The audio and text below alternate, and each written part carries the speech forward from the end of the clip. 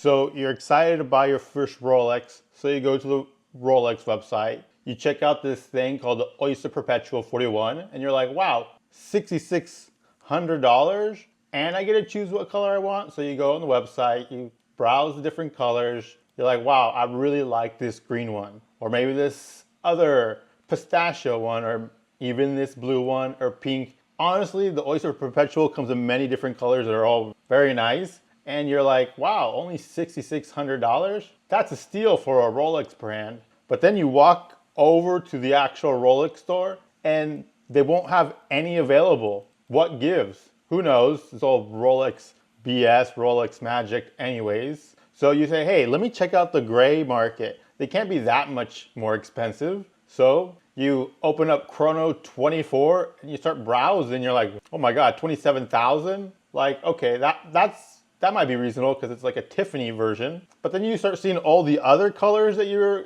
interested in, like the pistachio or even the green one. The green one is personally my favorite. And you're like, wow, 11 bands? Wasn't it just $6,600? And welcome to the gray market for these Oyster Perpetual 41s. You'll never get one at the Rolex store. And you'll be hard pressed to buy one even on the gray market because they're essentially 40, 60% more. So you essentially just have to wait forever, maybe a couple years for one of these to come through the AD because they're not going to go to you. What do you think about this Rolex practice where if you want to get a new Rolex, you essentially have to wait a very long time, if at all, or pay an exorbitant amount of money on the gray market? See, here's another green one. 10K, remember $6,600 on the Rolex website. And these are all brand new, 2025 release. Here's an Oyster Perpetual, the blue, 12 bands. This one is finally the one most affordable, but it's also smaller. It's not 41 millimeters, it's 34